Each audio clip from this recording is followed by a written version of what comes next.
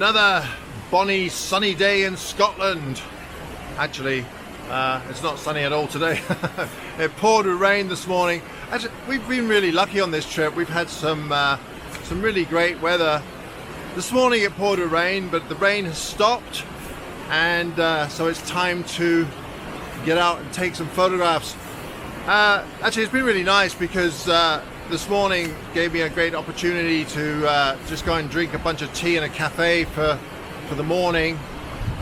And my friend Paul and I, we've decided to head away from Skye and start heading back towards Glencoe. On the way through Glencoe, we saw lots of neat like gullies with rivers and waterfalls and lots of deciduous trees surrounding them. And that's kind of what I really enjoy about this area, is the waterfalls, but also having some trees to kind of go with that location. So we've just been kind of moseying along the road towards Glencoe, and looked down to the side of us and saw this stream down here. Walked down the hill to kind of check it out, and there's a couple of really nice features about this area. One including all the trees along the creek here. So I've just been walking around trying to find a composition. I think I might have found something. It's hard to tell. The light is a little bit flat today, like it doesn't have anything really interesting going on with it. But you know, for this type of photography, it should work okay. So the main waterfall, I don't know if you can see this, the main waterfall is right here, and then it levels out to a nice creek that kind of meanders down the valley. So what I found is, behind the camera here, I found this kind of twisted, I'm not kind of sure what tree this is, but it has a nice shape to it. It's right on the edge of the river, and then there's a still pool down kind of at the foot of it. So I'm going to try and get the shape of the tree with the pool reflecting the tree in the pool somehow. I think it'll be a really pleasant looking image. I'll set it up and then I'll go through the composition with you, and you know, hopefully it'll work out. Okay, so this is the tree that I was talking about, and you can see it's got a really beautiful shape to it, and I particularly like the sweeping branches that go down to the stream here. Now there are a couple of problems that I'm faced with here. The first one is it's a little bit windy, so stopping the action of the leaves blowing is going to be a little bit of a challenge. The second challenge is that behind the tree, now and then you can see a car go by, so the highway is just kind of in the middle of the tree there, so I have to kind of time it so that I don't get a car in the middle of the frame. The last challenge is that even though I really like the reflections in the foreground, I don't particularly like the reflections in the background here. Now if I slap on a polarizer, it gets rid of the reflections, but the problem is it also gets rid of the reflections in the foreground. So I think what I'm going to do is take a few shots with a polarizer to get rid of that the reflections on the background water, and then take a few without a polarizer, or just depolarize it so that I get these lovely reflections in the foreground. And then I'll just combine them in Photoshop, paint in the sections that I want and what I don't want in the frame. But it's a nice little scene. Like I said, I wish it had a bit more directional light, perhaps coming from the back or the sides, just to give it a little bit more dimension. But I quite like the composition. I'll show you that right now. So as you can see, I have this beautiful tree kind of hanging on the edge of the river here, and I love this sweeping branch that comes down over to the right. I also really like the way that the branch on the left kind of juts in but then juts out to the left again, so we have this kind of a tree trunk and branch going over to the left corner here. This section here, I quite like this rock down here. It points towards the tree, so it kind of directs your eye towards the tree. And as you can see now, right now I have the polarizer on, so I've taken most of the reflections out of the background, but you'll notice there aren't many reflections in the foreground, which is kind of what I want. So if I turn the polarizer here, you can see now that I have the reflections of the tree in the foreground, and that's what I want. So I'll probably paint this in afterwards but painting the polarized section at the back separately, if that makes sense. It's a nice little scene. I might end up cropping it just a little bit. I find it a little bit too long. It would be nice to raise the camera just slightly, but then I start getting the hillside or the sky beyond the hillside. It's just a bland white color, so it doesn't really help the composition at all. Yeah, just crop it about there.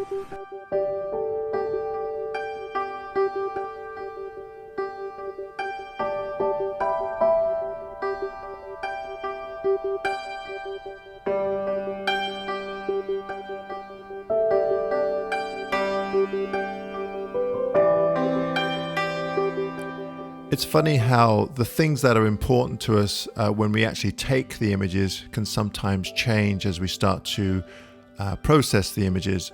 And this is a prime example of that.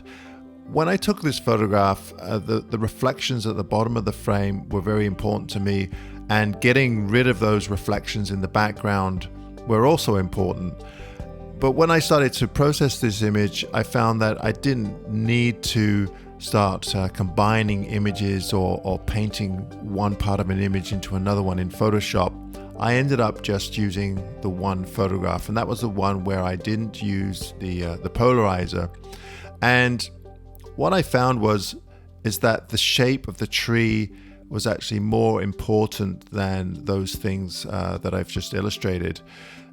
The shape of the tree and the flow of the tree I really like, and I decided that those were the things that drew me to that scene in the first place. I just love that visual flow of those branches sweeping down to the right side of the frame over the creek, and of course the other branches reaching out up to the left side. Also, you'll notice that the tree in the background is kind of sweeping slightly over to the right as well, so that helps keep everything kind of contained within the frame. That's the way I see it anyway. I brightened up the rocks a little bit in the foreground just to fill that space in where the reflections would have been, and the rock that was kind of pointing into the frame, I've actually darkened it a little bit, whereas originally I thought that it was an important part of the photograph that would draw your eye into the frame, but I don't think it's that important. Anyway, that's kind of my interpretation of this scene. As I said, it would be great, as always, to have a little bit of directional light in there, but as far as the composition goes, I really like this quite a bit, and I'd be interested to know your thoughts. Here is the raw version. And as you can see, I've cropped quite a bit off the bottom there, including most of the reflection. For whatever reason, I just always find that the 4x5 in vertical just looks more pleasing to my eye for some reason. I'm sure it has something to do with my shooting 4x5 film for many, many years.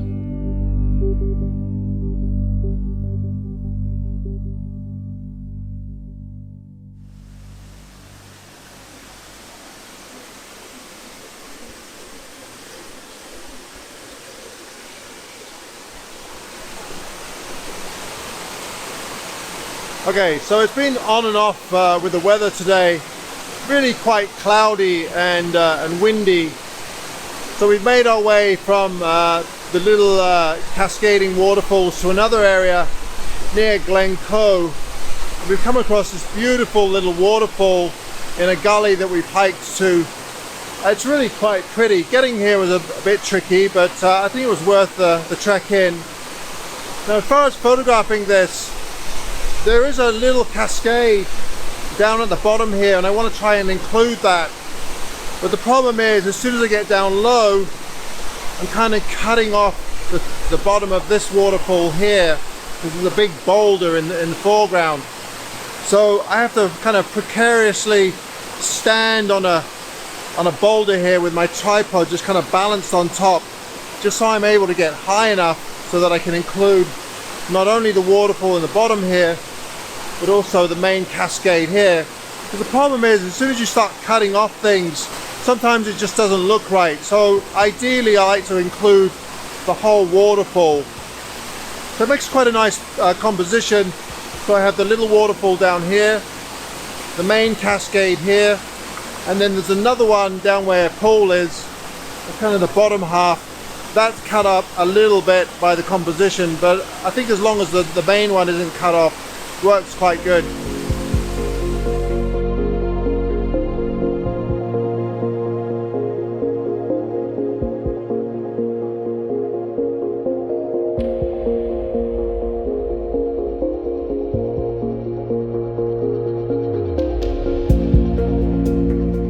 Now, as far as this photograph goes, the composition at the time I thought worked quite well, but now that I've kind of played with it in Lightroom, I actually prefer more of a 5x7 or 4x5 crop.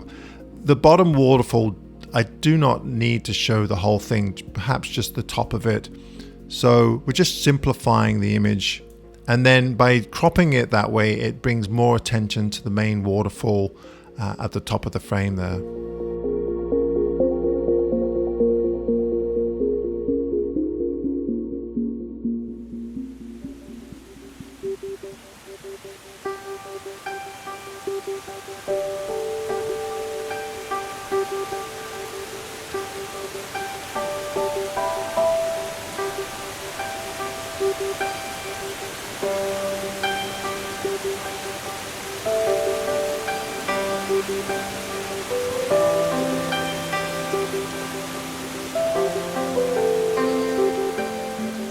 Alright, we're more or less given up on Glencoe. The weather was, well, very windy, a little nippy. There was some light on the mountains in the background, but not overly exciting. So we've driven down the road quite a ways to an area called the Falls of Falloch? Huh? Falloch. Falloch? Falloch? Falloch. So we come down to an area called the Falls of Falloch, and it's on the side of the road, so there's a few people here, but it looks like it might be a nice little area. There's quite a bit of water, so I'm hopeful that the falls will be, you know, running pretty good. And actually the sun's trying to come out, which is actually not a great thing when I'm photographing these waterfalls, unless there's some mist or something coming off the falls, but I don't think there will be today. Anyway, I'm going to keep walking down the trail, see what we can find.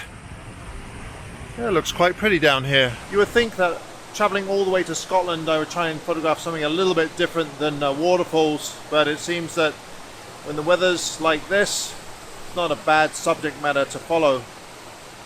So I'm trying to get something a little bit different here. It's quite difficult because it's just a big waterfall and then there's a large pool, and that's pretty much it. But we've come to the other side of the creek here, and there's this deadfall, this dead tree lying here, so I'm trying to integrate that in the photograph somehow, and I think I might have something that's going to work. The only problem is that this branch right here is really close to the front of the lens, so I'm going to have to focus stack this one. Should only take 3 or 4 images, but I'll probably take about 10 just to make sure I've got it. So I've tried to frame the waterfall within the curve of the branch here.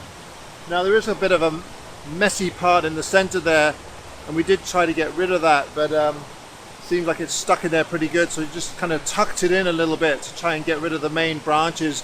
And if there are any little sticks or anything sticking out, I'll probably just Photoshop them out, clone them out somehow. As far as shutter speed goes, I'm trying to use about 1/5 of a second, so kind of like that texture in there. Now we've been waiting here for about an hour now. The sun just came out and there weren't any clouds, and now all of a sudden it's cloudy again, so perfect for this type of photography. Right, I'll set this up and then I'll show you the composition that I have.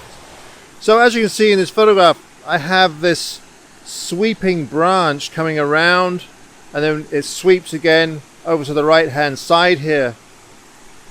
And I've kind of tried to frame the waterfall on the right side.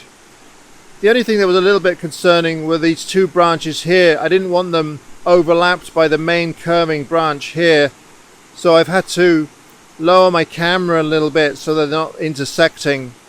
The only problem with doing that is you'll notice that the main waterfall is you can't quite see the base of it on the right hand side. Hopefully that won't be too distracting.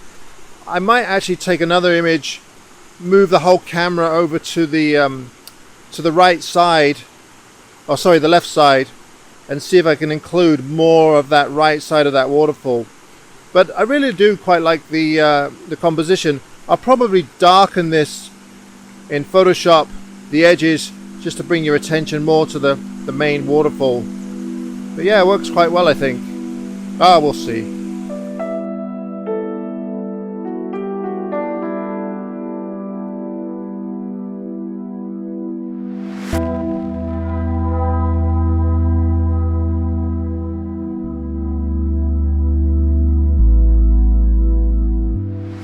The Falls of Falloch turned out to be a really great place to spend a couple of hours of photography, and I think Paul and I made the right decision when we left Glencoe because the light just wasn't that great there. I didn't take a lot of photographs of the falls. I just more or less took a number of variations of the composition that I just showed you in my viewfinder. Now this image here was probably my favorite out of the variations. The version that I showed you on the back of my camera had this really ugly section up in the top left that I just couldn't get rid of in the post-processing. So I ended up going with this version. Now this is a photo stack of 3 images, one for the very foreground, middle ground and the background. And if I show you the raw file here, you can see that I've done quite a bit to this photograph.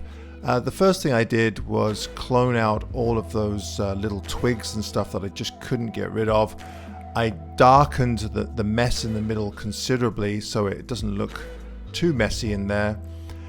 Brightened up the snag in the foreground because I really love the shapes of that snag and the way it kind of draws you into the waterfall and the way that it frames the waterfall. And I also darkened the background just a little bit. But overall I'm happy with the composition.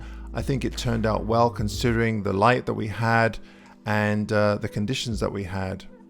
I enjoy little challenges like this. It's so easy just to point your camera at the falls with nothing in the foreground, nothing very interesting except for the falls, and just take a shot. I really like to find something that goes with the scene just to make it a little bit more interesting. Let me know what you think.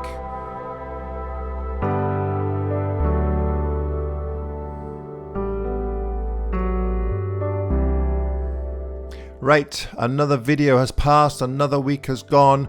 Thank you ever so much once again if you made it this far. If you have made it this far and you enjoyed the video, please be sure to give me a thumbs up.